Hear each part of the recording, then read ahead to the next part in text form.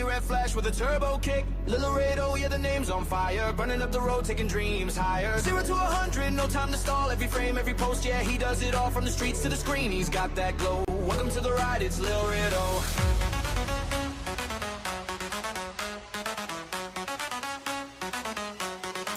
Who else is going to put me in the movie?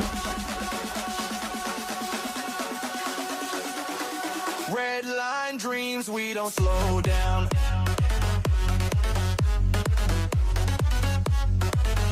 Engine roar when we hit your town. Next they start so sharp like a midnight show. Oh gas, no brakes, little no.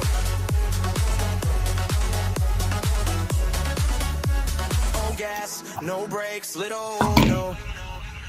Drift through life with a fearless tone. Every move custom, every vibe is on. Not just a car, it's a way of life. Precision, passion, cutting like a knife. Headlights blaze through the doubt and fear. He's the one they watch, the one they cheer. So buckle up tight, let the legend grow. You're in the fast lane with Lillard, oh.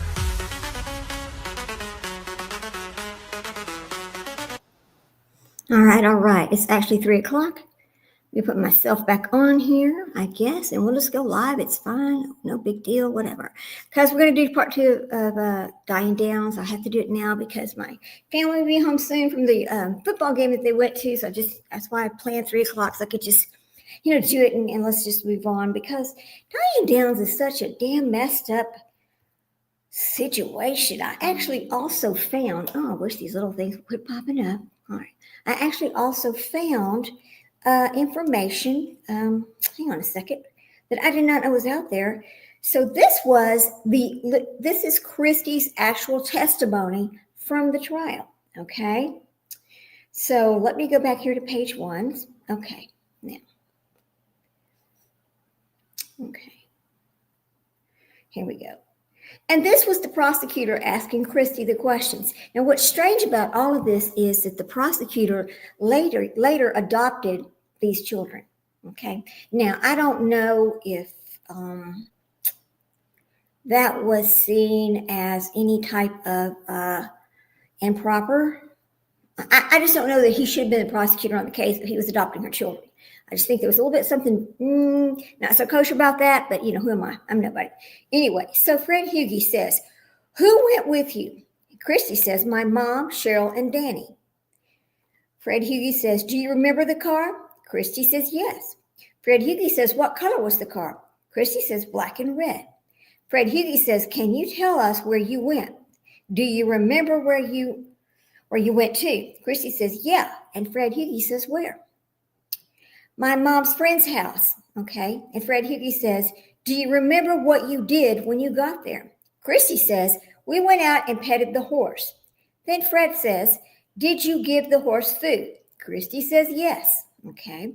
Fred Hughey says, what was your mom doing when you were petting the horse and giving it food? Christie says, she was talking to her friend. Fred Hughey says, do you remember her friend's name? And Christie says, yeah, Heather. Fred says, when you left Heather's house, do you remember if it was light or dark? Christie says it was dark. Fred says, who was in the car with you when you left Heather's house? And Christie says, my mom, Cheryl, Danny, and me. Okay, so that's the only people in the car. They're going down this dark road. They were not just out sightseeing. She went over to somebody's house. This is all just premeditated, crap by her. I'm going to go over here and pull up the other part of what we were watching last night on YouTube. I know it's only been 12 hours, but, okay. Let me get this pulled back up. Okay, so here we go. YouTube, let me get this pulled back. All right, and we'll go back on my Diane Downs situation, which, I think it's this one right here. Let me go back. Let me go back and find where we were. I know we were watching, let me get my history. I have to go to my history in order to pull it back up. So let's see. Home, let me go to your history. Okay, let's see. This is it from last night. Okay, now come on now.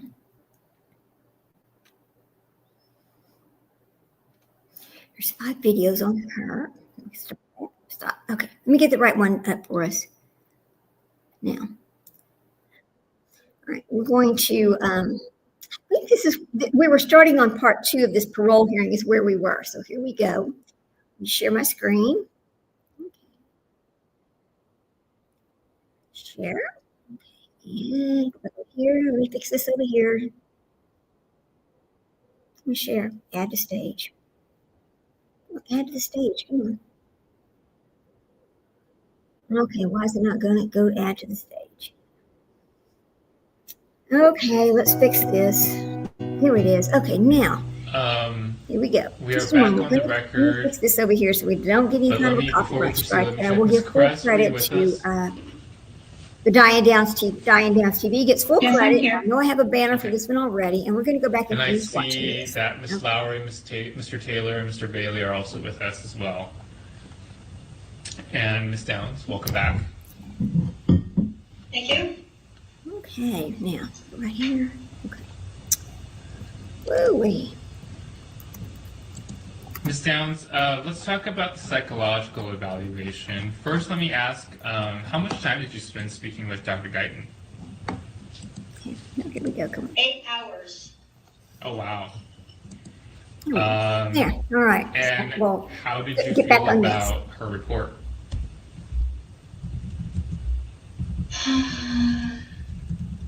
This is from 2020. Well, I don't know. I guess I was disappointed. I guess. Why were you disappointed? I forgot my damn silly me. I guess it confused me more than disappointed me. All through the report, she kept saying low risk, low risk, low risk. And then she would say, Now, but I'm, I'm so sorry. But I'm not safe or something to that effect. I don't want to take her words out of context, but Really? it confused me because she kept saying there's no evidence of threats, no evidence of violence, no evidence of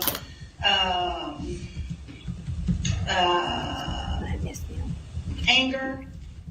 So not violence, not present, low risk. Anger out of control, not present, low risk. And then she goes on to say that I need to be under supervision when I get out of prison, psychiatric supervision. And I guess I just didn't understand. Okay. I think she's saying that using a structured risk assessment methodology, because you have the one documented incident of violence, overall, she says your risk of violence is low, but there are still issues with you in regards to your personality that could make you a general risk to the community. Does that seem like a fair summary of the report?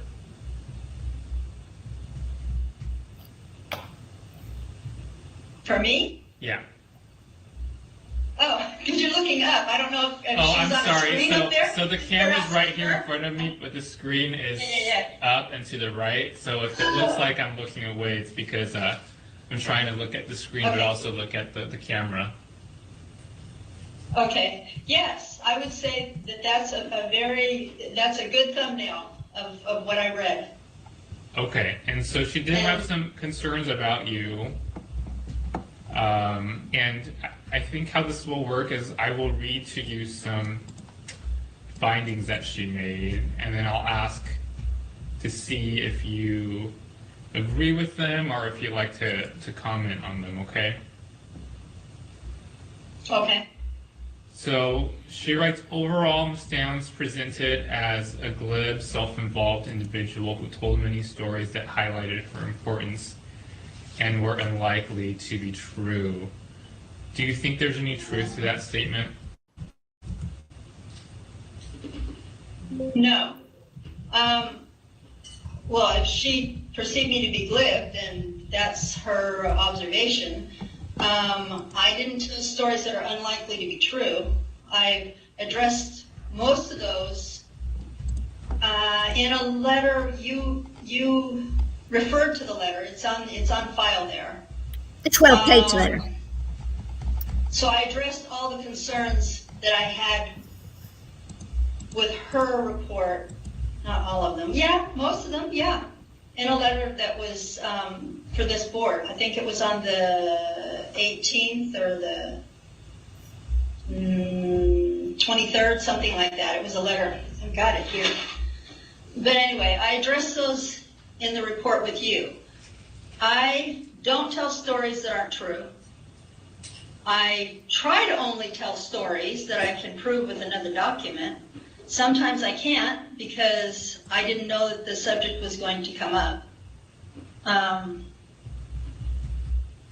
suppose in time, God forbid that there should be more time that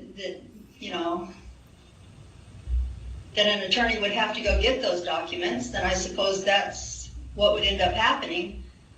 At this point, I really hope it doesn't come to that because it just means more time.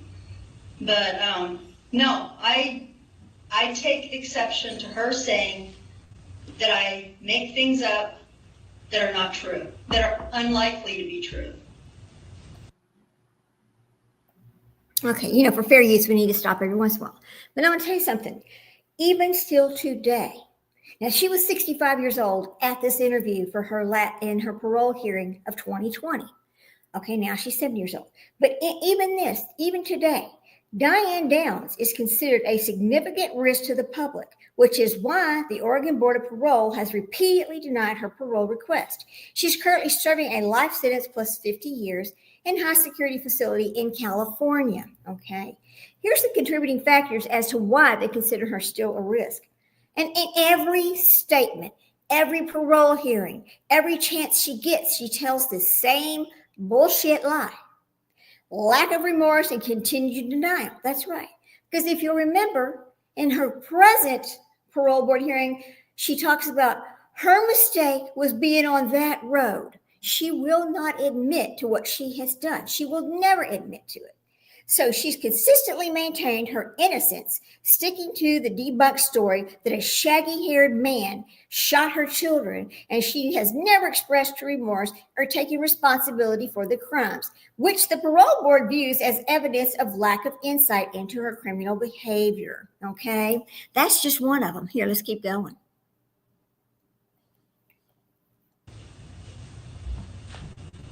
Okay. Can I ask you about, did you write a letter to the FBI recently? Absolutely. Yes, I did. Can you tell us what that was about?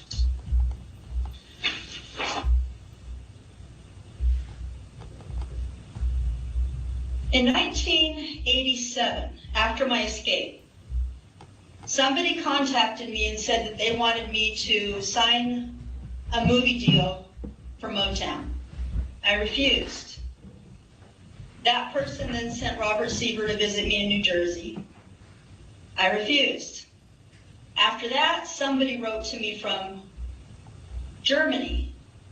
Eric Jacobson wrote to me from Germany, claimed to be a secret code breaker at Ramstein Air Force Base in Germany. I dismissed this person, not true.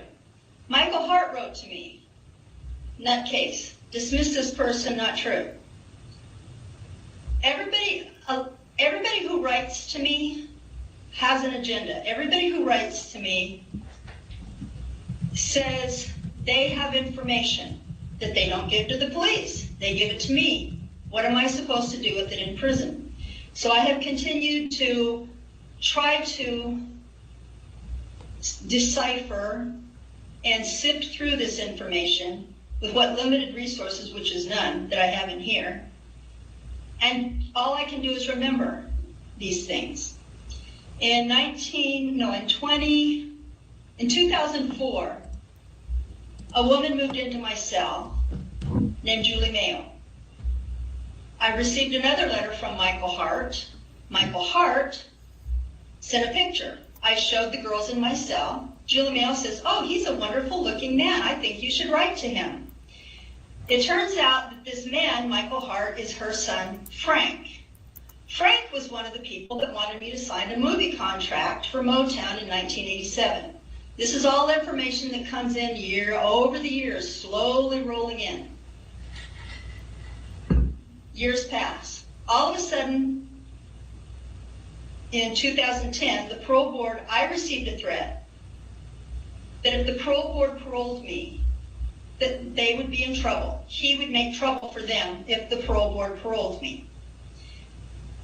I sent that letter, I gave that letter to the investigative services unit and said, please let the parole board know I don't want them to be caught off guard. I don't want them to be in danger.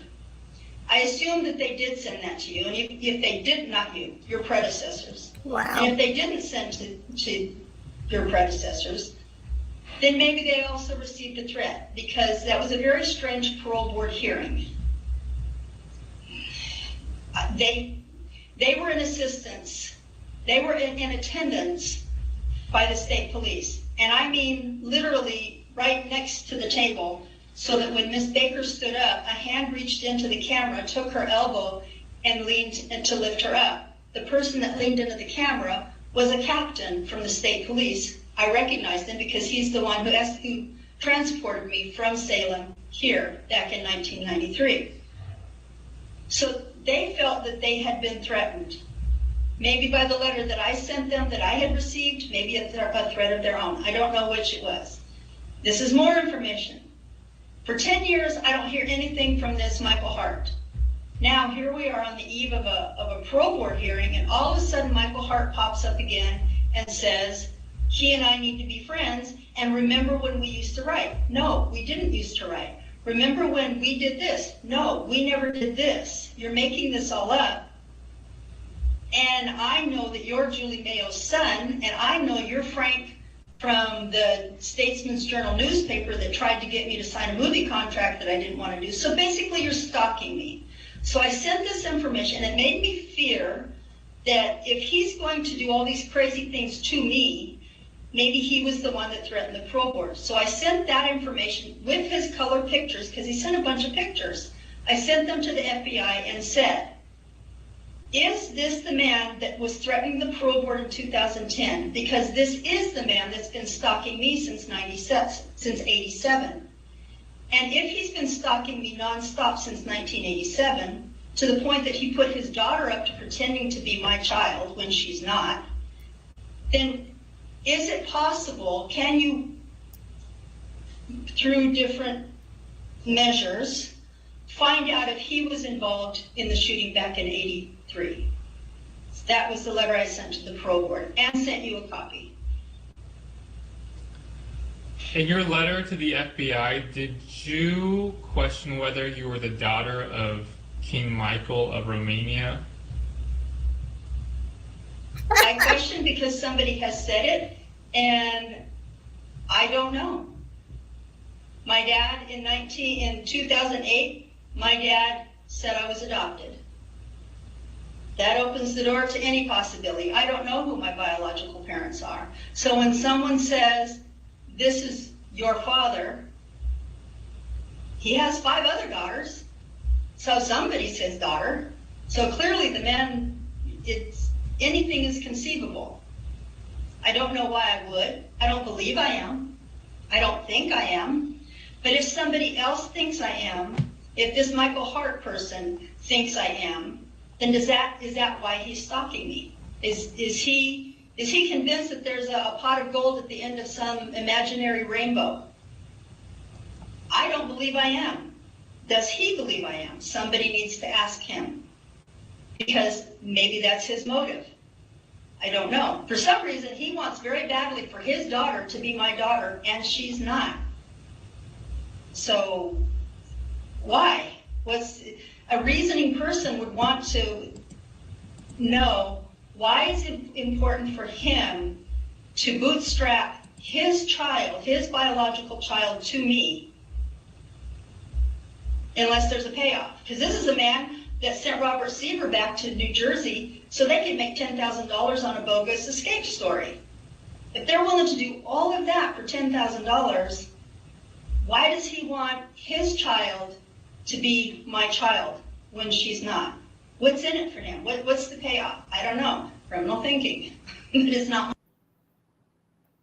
You hear all that? Okay, you hear what she's saying there.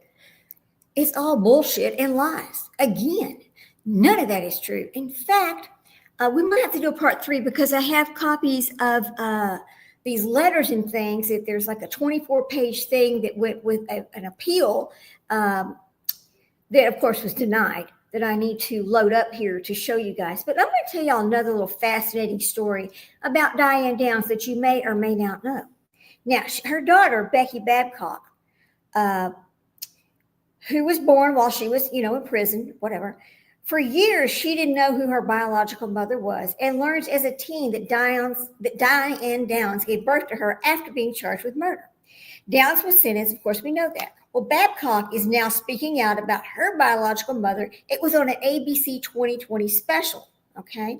She revealed that she reached out to Diane Downs in prison after being forced to give up her own child up for adoption when she was 21 years old. Okay.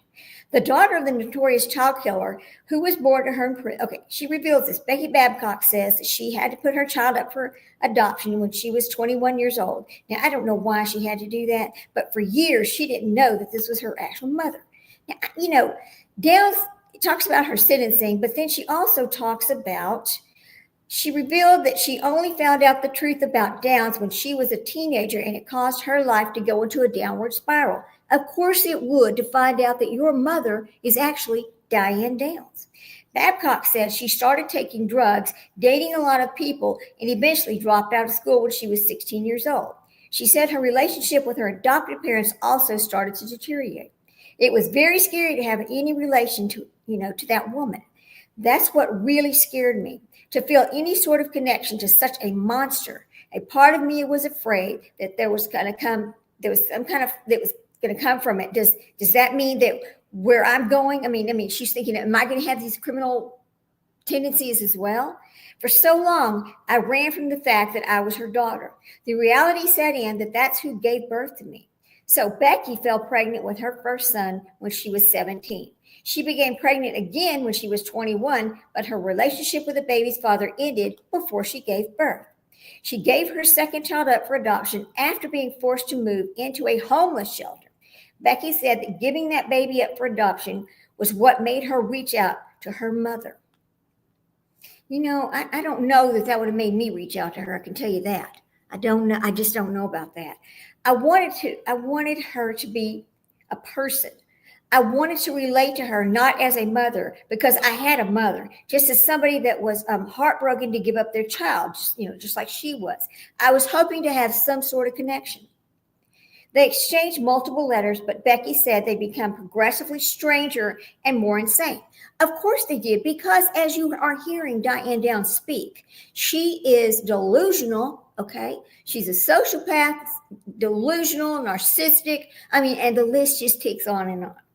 That's when I completely regretted messaging. She sent me, 12 pages of how she's innocent, and this is who really did it. She thinks, Becky said. I had to accept that she really does struggle mentally. She really does have something wrong with her, and it doesn't mean that I do too. When I was young, I worried that I would be like Diane Downs as I grew up. I realized nature is not going to win over nurture. Exactly. Downs was convicted. We know she was convicted, and she escaped, from the correctional center. The man who hid Downs for 10 days after her escape, Wayne Seifer, also spoke as part of the ABC 2020 special. He said his estranged wife was an inmate at the prison at the time, and Downs showed up on his doorstep and asked could she stay. Seifer, who said he was addicted to heroin, woke up to find Downs naked in his house. They had a sexual relationship for several days until police stormed the home and took Downs back into custody. Downs went on to try to escape from the New Jersey prison in 1989 and in 1991 and in 1994 after arriving in California. That is 4 times, okay? 4 times. Now, she also tried to get drugs in 1985 and was discovered to have engaged in sexual activity with another inmate the same year. These offenses resulted in Downs spending much of her time in special housing units because of her escape attempts. Despite this, Downs is claimed to be a model citizen and said her escape attempts that she was only trying to find the person who murdered her child. Delusional, delusional, delusional. Okay? Delusional. Now, there's another little thing. Now, I'm going to tell you about this too now. Let me come back over here. Now, they talked about the reasons why she is a risk to the general public, even now at 70 years old, if she ever gets out of prison. They mentioned mental, emotional conditions. The parole board officials have previously stated that she has a mental or emotional condition that renders her a danger to the health and safety of others. She has a history of escape. We know that. We just talked about that. She is very manipulative. We know that. Listen to her talk. Very manipulative. Downs exhibited manipulation behaviors during the initial investigation and trial, including her calm demeanor at the hospital, giggling during a police reenactment, and becoming pregnant to garner jury sympathy. Failure to participate. Okay. Failure to participate in rehabilitation. Reports from previous parole hearings indicate that she has never participated in any rehabilitation programs while in prisons. Downs, who is now 70, recently appeared before the Oregon Parole Board again in late October, and the board will deliberate her case in the coming weeks. Given her past denials of parole based on her perceived ongoing dangers and lack of accountability, it's widely anticipated that she will remain in prison. And I hope she does remain in prison. She does not need to be out. She is still very dangerous. That's the thing about parole. I mean, when these people come to terms with what they have done and they are able to sit down and talk about it and actually show the remorse for what they've done, that shows some sort of rehabilitation. Okay? The parole board has a duty to make sure they do not let somebody out who's going to reoffend or who's going to, the same sort of crimes. She's not going to kill children, but she's still incredibly dangerous. Okay, so we'll go ahead and listen to more of this. All right, hang on, guys. Here we go. My criminal thinking, I don't know. So I asked the FBI. They have the resources. They have the freedom. They have boots on the ground. I can't find out any of these things. I can ask, and I wrote to the FBI for the Freedom of Information Act for information. Because I don't know. People keep telling me crazy things, and I just want an answer. I could sit here and pretend I never heard these things, but that doesn't make them go away, and it doesn't make the predators go away. It doesn't make the stalkers go away. If I can figure out why they're stalking me, maybe I can make them go away. Maybe the FBI can make them go away. I don't know. God. So part of the psychological report is Dr. Guyton says that you have fantastical stories.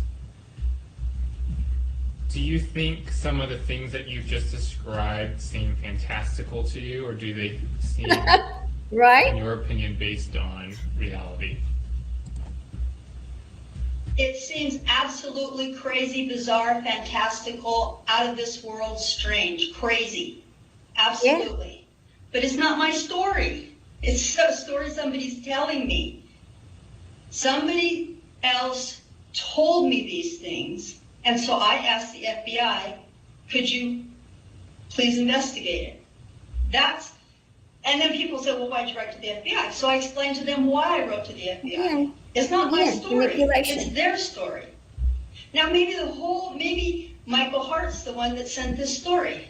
I don't know. And maybe he did it just so you people go, okay, she's a little bit unwrapped. I'm not unwrapped. I receive information and I ask the appropriate authorities to please investigate. Freedom of Information says, yep, we have a file. What does it say? We have a file since 1955. That's all we're going to say. Well, what does that mean? That's not my story. That's FOIPA, F-O-I-P-A. That's FBI's story. I wrote to them and said, very specifically, do you have a file on me from 1955? That was my only question. Their answer was, yep. What does it say? Yep, we have a file. What? Fantastical, bizarre, crazy, insane? I'm nobody. I'm just a 65-year-old obese woman sitting in prison for 37 years. I didn't make this up. She I'm did. not over in the Absolutely FBI. made I it didn't up. create a FOIPA file in 1955. I was born in 1955. It's bizarre, but it's not my story. I'm trying to find somebody that can explain the story to me. Because if that file is what got my children hurt, if that file got Cheryl killed, they have a right to know. I have a right to know. My mom has a right to know. So what kind of fool would I be to sit here and go, yeah, it's not true. All I did was ask a question. And now all of a sudden I'm the crazy woman. I'm simply trying to find out why my children were so important that some stranger had to shoot them for no reason. I think my questions are reasonable. I wish the police would ask more questions. Good God. Is Thank it you, ever Ms. going to Downs. I want to stop? read one more passage to you. Dr. Guyton writes, Ms. Downs' lack of appreciation for how she affected others, as well as her refusal to accept responsibility for even minor problems, much less Right. her more troubling criminal behavior, suggests a very poor understanding of her own behavior and risk. How do you feel when I read that to you? How does that make you feel? She started by saying, so how are you today? I'm fine. Any problems? No, See? not really. I've been in prison for 37 years. Every single day there's a problem. Every morning there's a problem. I live in a cell with 6 people. We all want to use the sink at the same time. It's a problem. But you don't have to make it a problem. You can make it like, okay, you got to turn at the sink, I have a turn at the sink. If it's annoying, get over it. Those are the kinds of problems she says I don't accept. Everything's just happy, rosy, cheery, happy.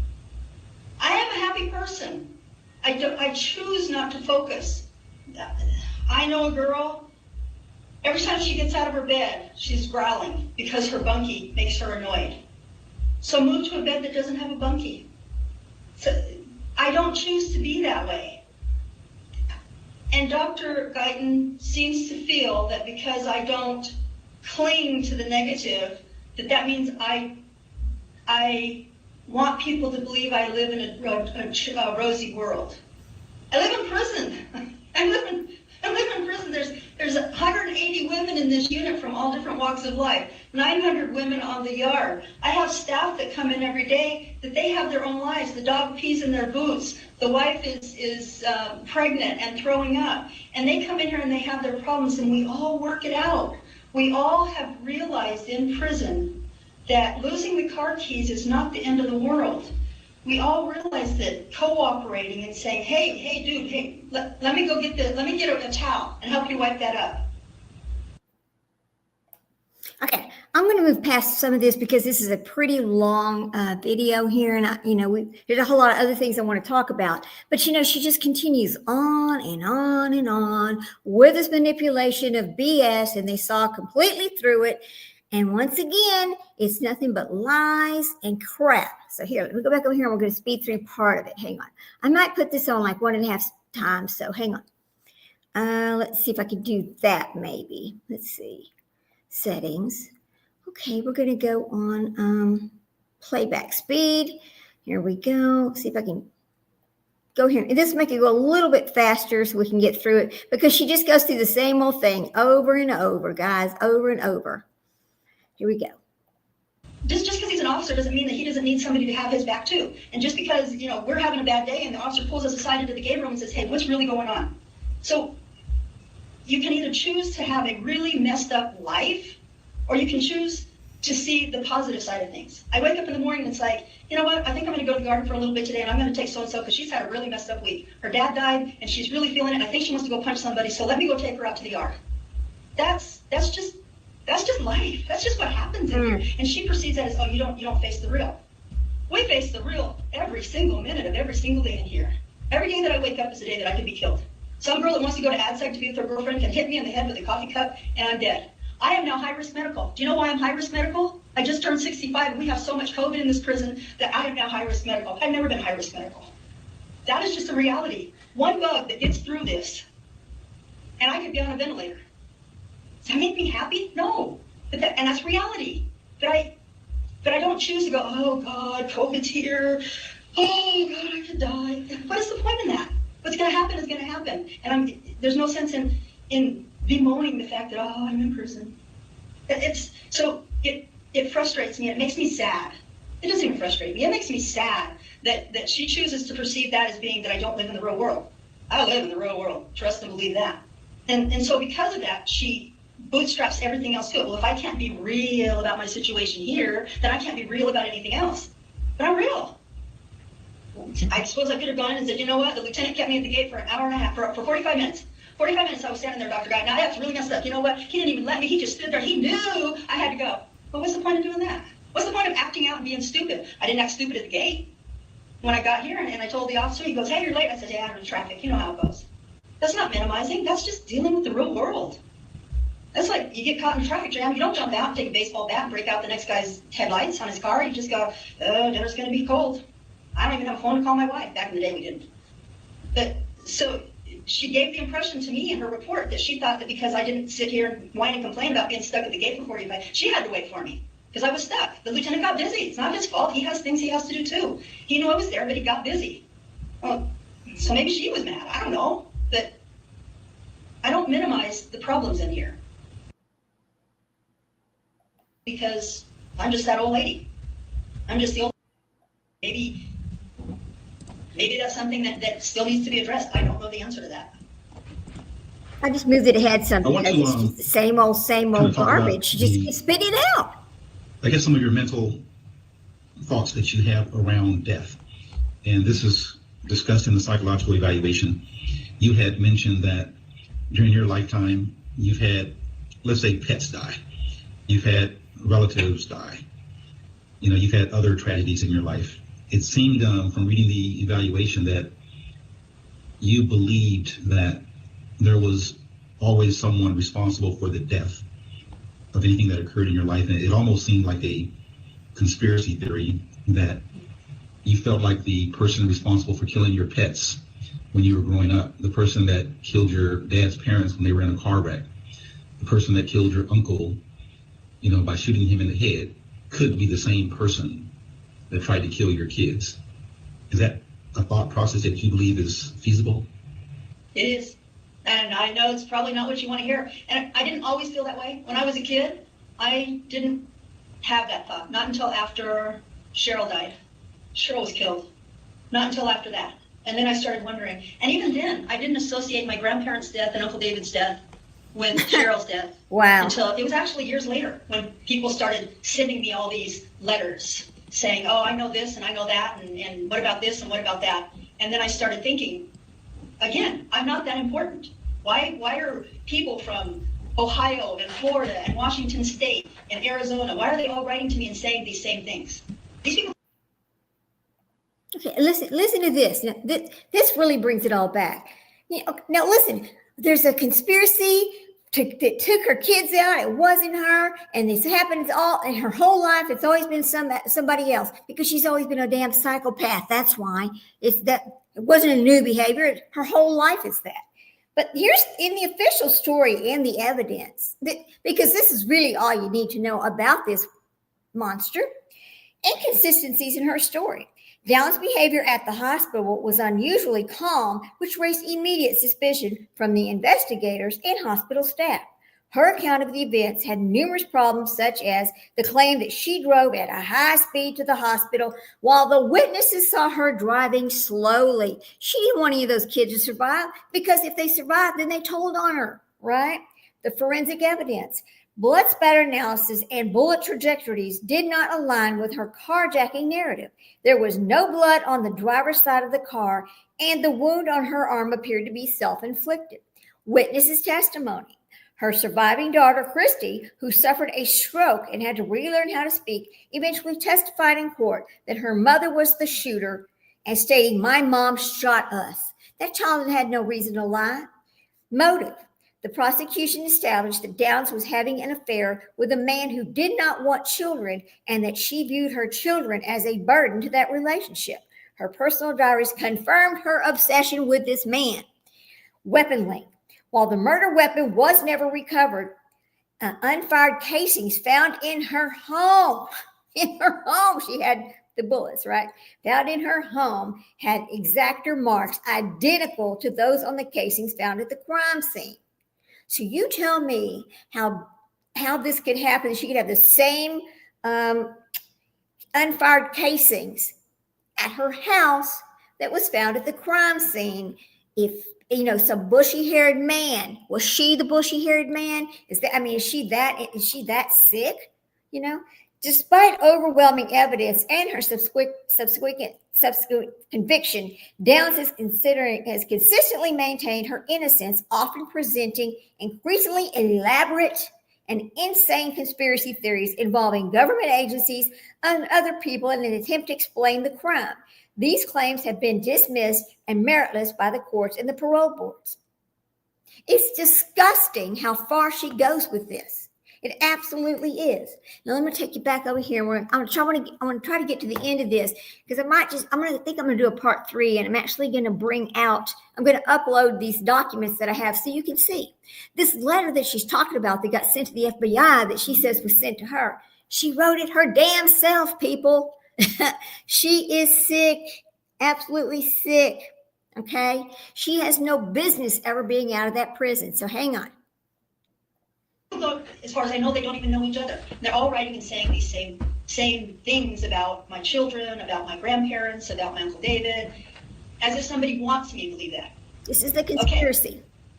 That doesn't make it true, but it makes one person want somebody in Florida, Ohio, Arizona, Washington to all write to me from different parts of the country and say the same thing to make me believe that. Just to make me look crazy? You don't have to. Parole board isn't going to have to let me go if they don't want to let me go. You don't have to make me look crazy to keep me here. So why is one person doing all this unless this person has a motive? And is the motive to keep me in prison? What then was the motive to put me in prison?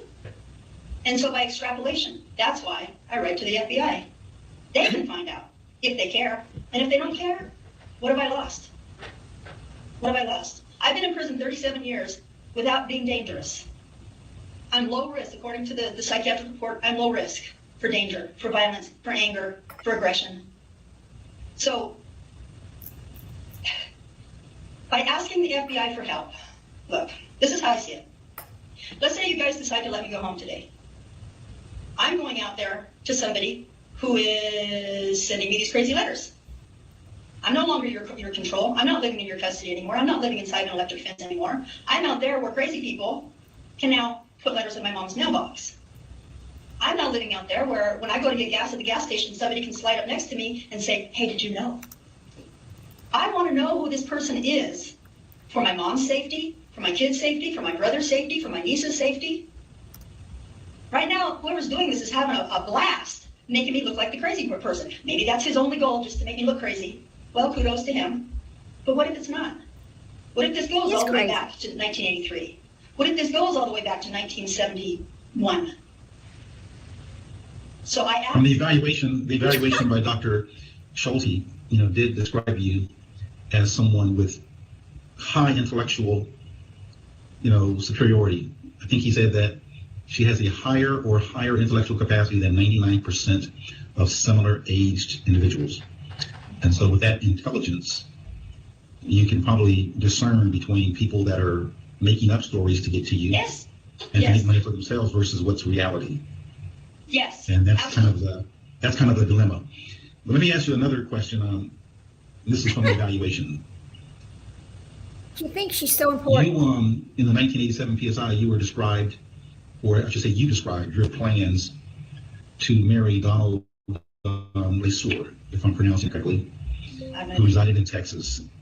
And Mr. Lesueur was previously married to Susan Atkins, who was convicted in the Charles Manson family killing of Sharon Tate in 1981. My question to you is, someone with the high intelligence that you have, why would you want to marry someone who was convicted of conspiring with Charles Manson to murder many people? Why would you want to be married to someone like that? I would not want to be married, and I'm not married to him. The mailroom gets all my mail. They told the PSI reporter that the man was asking me to marry him. He wanted me to sign a movie contract. I said no. John Stevens wanted me to sign a movie contract. I said no. So when John Stevens came to Okay, so let me just tell you this, and this is all over this. Every time you turn around, everybody's writing her. Everybody wants to sign a movie contract. Blah blah blah blah blah. It just keeps going on and on and on. And this is part of her fantastical stories and her bullshit lies. And it's everybody else's fault, which is typical of the psychopath right here. So here we go. To visit me, I wanted to know if they were connected, if Donald Lee LeSueur and John Stevens were connected. And so I said, well, I don't know. I don't think I have a Greenfield connection. Donald wants me to sign a contract, and you want me to sign a contract? He goes, oh, well, then don't let me step on your toes. If you've got something worked out with him, go ahead and call him. And I said, well, I can't remember his phone number. I think it's 903-123. I don't remember. And he said 4567. I said, you're his partner. So that's what I was trying to do. I was playing Donald Lee LeSueur to find out, to get proof that they were partners in this, and they were. And then after I got the proof, we're done. I got nothing more to say to you. The mailroom can give you all the letters. They can prove to you, if they haven't thrown them away, they can prove to you I was not serious about marrying him. The counselor, the records clerk actually, was so worried about me, she actually contacted the counselor in CIW for Susan Atkins and had Susan Atkins write me a letter. I received a letter from Susan Atkins. She told me, this man's a con man. I wrote back and said, I know. I've always known. You're right. I have the intelligence to read between the lines. What I don't understand is there's still somebody doing it. I don't know who's doing it. I know it's narcissism. Yeah, exactly. That's right. What I said. I don't think I'm King Michael's exactly daughter. Right. That if somebody else is trying to make me appear to be, because somehow it benefits them, I want to know who's doing it. I'm not the only person they're victimizing, I'm sure. Heck, they victimized my parents. They got thousands of dollars from my parents by pretending that Rebecca Babcock is my daughter. She goes, oh, Grandpa, I want to go to college. Can you send me some money? My dad sent her thousands of dollars for tuition. So I dang well do want to know who these people are. Not because I believe them.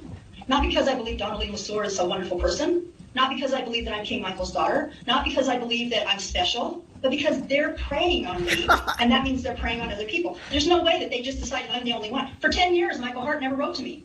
Who's he been preying on? He's been preying on somebody. He's making his money somehow.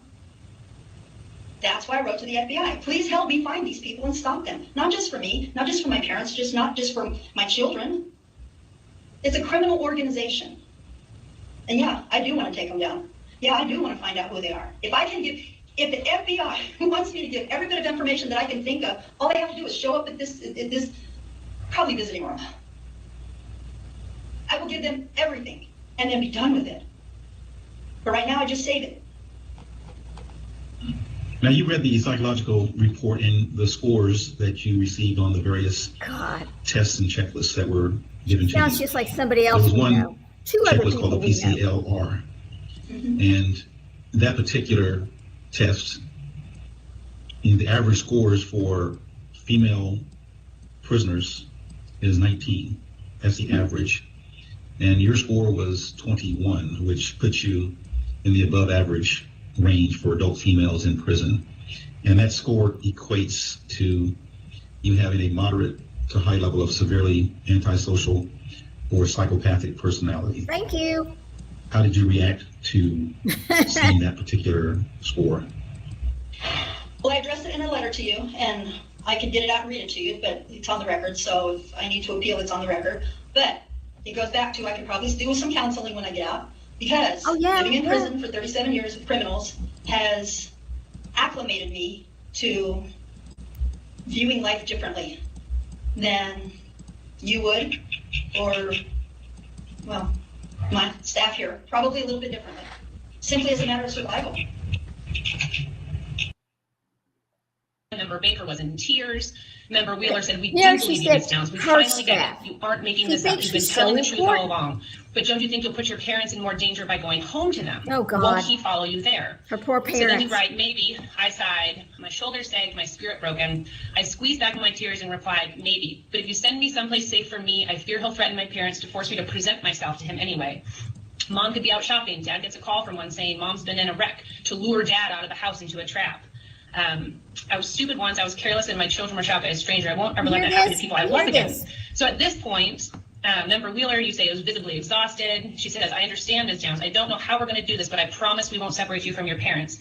By this time, Member Baker was crying really hard, and Member Wheeler said they needed a recess. So they have a recess. They come back. And you talk about your parole plans. Jesus and Christ. Member Wheeler says, you need to save your money and prepare for an alternative plan. At which point you talked about the plans that you presented, and then Member Wheeler said, listen to what I'm saying, Ms. Downs. Save your money and prepare for an alternative parole plan. And then it rung bells with you, maybe what was going on. And it reminded you of a hearing with Janice Freeman, a previous hearing. And for you, it sounded like Member Wheeler was telling you not to get depressed because, the parole board was going to release you, but they didn't want to put it on the record. They didn't want the media to know the plans in advance. Like she was kind of telegraphing to you, be ready, be prepared. So all of this kind of recitation goes back to a question I have is, do you have these worries still about safety if you're released, for your family, for your children, and maybe even to a lesser extent to members of the parole board? You mentioned you wondered if the parole board had gotten the same threats from the same person. Do you still carry these worries about your safety? Yes. Yes, I do. I worry about my family. I worry about all of you, except I've given you heads up, and I've given the FBI heads up. I've given Lane County District Attorney heads up, and I don't have control over that. So there's nothing else that I can say more than what I said. I asked Mom if she would be willing to go someplace else with me Okay. when I parole. Just a little bit longer. She said yes. All right. So Just a little bit longer than this one. that's the most that I can do. If you parole me, then of course I'll have a parole officer. And if somebody wants to get information from somebody in your office, and however they do it, hack, I don't know how they do it, then they can find out where I'm paroled, who my parole officer is, and what county what state I'm in. They can do that, and that would still put us in danger. If you discharge me, then I'm not your problem, and I also don't have a You parole hear what officer. she's Mom asking and I for? can go anywhere that we want to go, and we don't have to worry about anybody finding us about predators. That's why I say I would give the FBI everything that I have and wash my hands of it, because past that, there's nothing I can do. There are so many predatory organizations out there on the dark net. It's not my job to save these people, but it is my social contract to speak when I know something bad is happening. And so I've spoken. And past that, there's nothing I can do except protect my family. So that would be my request. I know I'm not here to make requests, but my request is for a discharge as opposed to parole. This is a parole hearing, not a discharge hearing. So as of this moment, right, in this hearing this morning, everyone's safe, at least to my knowledge anyway. Your family, your children, members of the board, Lane County DA, all these people you've warned of danger. Everyone's safe, and everyone has been. Everybody's gone. Oh, please hold on. Like I said, this happens from time to time. Let's give it about a minute. God. Okay. He's still there, so apparently it's on their end. Imagine that. Hi, Chris. You moved past that little break that they had. To feel the energy of the people Here we go. that are getting ready to go and I a gang of them go beat some girl up because she had a smart mouth. If I had been more serious, even if I had looked foolish, if I had been more serious, none of us would be here doing this right now. And I look crazy, I look silly, I look fantastical, I look whatever. I look that way because I fear for you. Oh my God. Not for me, I'm in prison. You're damn right she does, Leslie. You're damn right. I fear for you, so I send letters to you for you. And if that makes me look crazy, I'm sorry. I'm not sorry. What if one letter, one threat that I got, I just said, that's crazy. Nobody's going to do that. Come on, these people are powerful, they're important.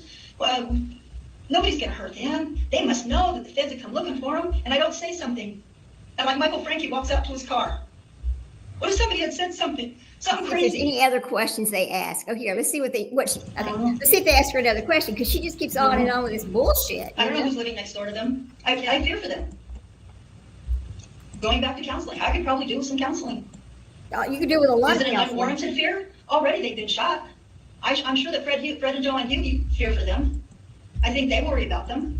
I think Not for Christie you. probably worries about her children. Oh, God. And this goes back to what? I'm not supposed to worry about my children because, what, I'm Diane Downs? Same thing as on the prison yard. I'm not allowed to worry about them. I'm not allowed to talk about them. I'm not supposed to cry about them. That's what it feels like. Yes, I will always worry about them. God almighty. And I just have one last question. One last. So you are an individual who, as far back as these records go that we can read, you have been surrounded by drama and perceived intrigue, from mystery surrounding your birth to the FBI files on you to the attack on your children to Michael Hart, who, in your words, has been stalking you nonstop since 1987, to receiving mysterious mail from a man in Wales, leaving you to question the attachment within your own family. Again, just like we talked about, to your perceived threat of harm to previous parole board members and family members. It goes on and on. And so my question is, why do you think you're surrounded by all of this? What is it about your personality do you think that attracts all of these threads of mystery and drama? I don't know. That's why I asked the FBI. That's why I wrote to FOIPA, the Freedom of Information Act. I don't know. For you. Yeah. I don't know the answer. God. Okay, thank you, Mr. Bailey. Ms. Downs, Like the we've end of covered a it. lot of ground on the psychological evaluation, and most of the questions that I had have been asked already by the other panel members. But I have one question for you, and it kind of goes to kind of my inability to kind of connect the things that you've connected. And I read every letter that you submitted for the packet. I read your response to the psychological evaluation, and as we've been discussing, there's a lot of names, there's a lot of dates, there's a lot of people that you've associated them with other people, and you've made these connections. But it's confusing to me sometimes in trying to understand how you got to making those connections. So I'm going to use an example, and I'm going to kind of read to it from I think your this letter. is from the letter. And this example I'm just using in order to kind of, I want to ask you about it, because I just want to try and understand kind of how you've reached the conclusion you reached, because I think it would help me try to put some of the good pieces together. So you wrote the FBI, and this is in your letter that you say your request, this is what it reads, I'm going to read it, quote it directly as written. Damn it. My request He was is out narrow in there. scope and to the point. FBI Director J. Edgar Hoover file, 1955 birth certificate and footprint of Elizabeth Diane Frederickson, 1964 encyclopedia entry. That's it. That's all I asked. And the FBI's response was they identified potential responsive information to my request. Responsive to my request says they found a 1955 file with my name and FBI Director J. Edgar Hoover's name on it. In the paragraph before this, you wrote a quote, and I think this is what they sent you. It says, quote, the FBI's FOIPA program has identified potential responsive information to your request and awaits assignment to a government information specialist, GIS, for further processing.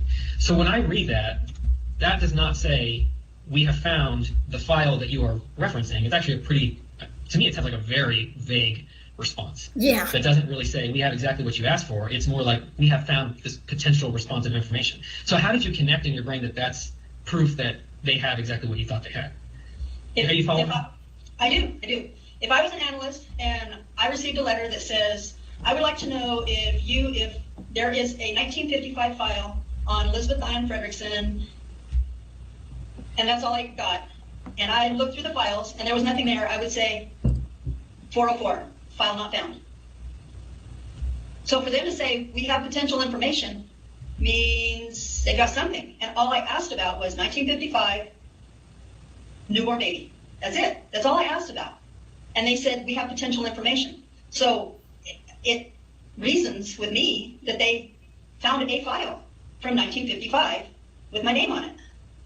I don't know what that file says. I'm not extending, not saying that this means that I was Joseph Bonanno's love child. I'm not saying any of that. I'm saying they seem to have found a file with my name on it in 1955. And I want to know why. Because if there is a file, 1955, with my name on it, and these crazy people have that file, and they know more about it than I do, what are they using? Why do I matter? Why do I matter? I clearly don't matter. I was just born, so clearly my parents are the ones that matter. So who are my parents? You hear that? Why do I even matter to these people? I'm nobody. I was a mail carrier. I was a mom. I was a divorcee. I was nobody. And for 37 years, they have preyed on me. For what, $10,000? I don't think so. That doesn't even make sense. 3 minutes left. Well, I guess here's my question back, because again, I'm just Sounds trying like to see if I can I agree understand with you, the way Leslie, connect that you humored information, her. because again, that Goddamn response is very crazy. vague. So to me, that could be here's a vague response because we do have some information on you from birth some period of certificate. time. But we're going to have someone look at it to see if they can be released, which to me could also be information from your murder, could be information from your escape.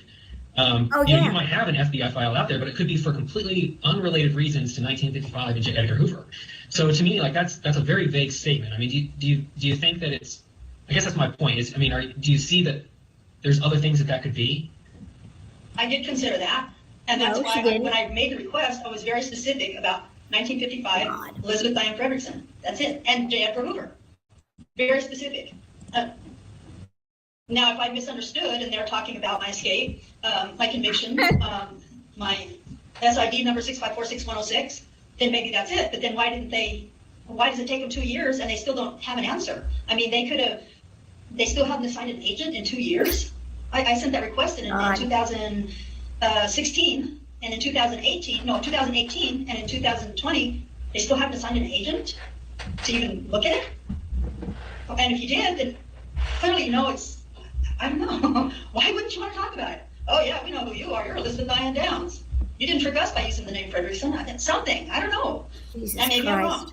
Maybe my fear I'll take you guys out of the fear factor, but maybe my fear for my family has heightened my sense of awareness and my willingness to examine every piece of evidence. Maybe it doesn't matter. Maybe there's nothing there. But why not just tell me? Either there's nothing there, or yes, we have a file on a murder case and escape. Hey, Cece. And Good to see you. been very quiet since then. Okay, Why not just say that? please do. Thank you so much. Cece, I appreciate you coming in. Just say that. Well, He really does think for you she's on that. I special. just wanted to ask the question, if you had thought about the myriad of different possibilities. So thank you. I don't have any other questions on the psychological report. Chair Shu? Thank you. This is the end of it, so I'm going to turn that off and we'll talk for a minute. About any potential parole plans that you might have going into the future. But before we do that, and before we let the other participants make a statement, let's take one more break. Once again, it'll be a 10-minute break. We will be convening at 11:48. Thank you, everyone. Okay, stop. All right. Now, the thing about her is, okay, so as you heard, she has her entire life lived with this mental problem where there's some kind of, that she's part of some kind of conspiracy, that somebody's after her, they've always been after her, that she's something special, that, it is the most insane thing. But I'll tell you one thing. She kind of reminds me of Miss Lori Daybell with her self-importance, right? I mean, Daybell's going to go over here and lead the 144,000, but Miss Downs over here is going to be so important. Everybody wants to make a movie about her because she's so damned important, right? But it's really a sad, sad situation when somebody is 70 years old and they still consider her a danger to the public because of her mental health. Now, here's the question, though. If she's always had this mental health problem, why was she not in a mental health unit the entire time? I mean, she's in a prison, and okay, she's tried to escape 4 times. And so she ends up in this maximum security prison over in California because of her attempts to escape all the time. And then, hey, Marianne, how you doing today? Good to see you. Here's the thing, though. You're looking at her going, lady, nobody wants to marry you. Okay, you're in prison. You're not important. Lady, nobody needs to do, you don't need to sign a contract with anybody. You're in prison. Okay, everything that's going to be talked about has already been talked about. The best book written was the Ann Rule book about her. So I don't know why she thinks she's so important that everybody wanted to hook up with her so they could have the rights to her movie or whatever, because she's not going to ever make a movie. It is incredibly insane, So here's something kind of weird. She thinks she is a genius based on the things that they've told her. So let me just say this. To Diane Downs, she's getting too big for her britches, right? Did your parents ever say that when you were growing up, this word to you, you know? If so, you know exactly what they meant. Diane Downs thinks she's a near genius, but she's simply too big for her britches. This is a little story I found, and I think it's kind of interesting. I loved Ann Rule. I mean, she's written some really good true crime books. I should dig some of them out and read them, you know, because I like to read to you guys. I enjoy doing that. It's fun for me, and we could just read them and talk about them. On May 19th, and this talks about her crime right there. And it talks about 10 p.m. and Christie and then the shaggy-haired person and all that. This is just a little something I found.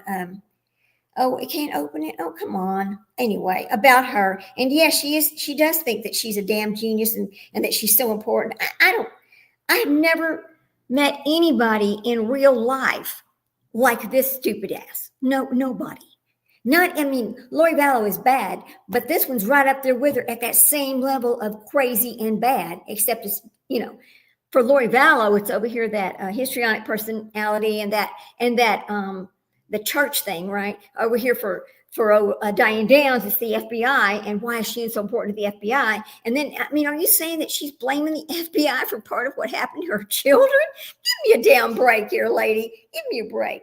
But you know, as I was telling you, if you weren't here in the beginning, but if you weren't, I have some documents I need to upload, and one of them is a 24-page things that she sent to the FBI, and talking about, well, that the parole board had been threatened, that they let her out, that they were threatened to be killed, blah, blah, blah, blah, blah. Well, the person who wrote that shit is her, okay? That's already been proved. I don't know why she thinks that she can do all this stuff and nobody's going to know that it's her. And now they're talking about some new DNA they're going to test. Why? It's not going to prove a damn thing. That they already know that her own daughter, who was old enough to know, who survived this, told them, my mom shot me. What more do you need to know? There was nobody else on that road. Nobody else was on that road. It's crazy. So anyway, I just wanted to jump on for about an hour or so to get back and get my part 2 out about this crazy bitch and her parole hearing from 2020. I shouldn't say cuss words, right? But people like her, they just do something to me. It makes me so mad to listen to this garbage, for her to think anybody's going to believe that. It just, it's just so damn crazy and amazing. Anyway, so I'll let y'all go for this afternoon. I'm going to do a part 3, but Sprinkle and I are going to do something different. We're going to do something kind of interesting. I want to do a live about how the law enforcement perceives when a person, a lady of the night, when something happens to them, how are they treated? Are they treated fairly? Are they not treated fairly? Because I can tell you, if you go back and look at some of the history about some of these cases, they were not even treated like humans. It was like their case didn't matter. When something happened to them, they didn't matter. But they do matter. Everybody matters. And I've just always had kind of a problem with how law enforcement treated these type of cases when something happens to one of these kind of people.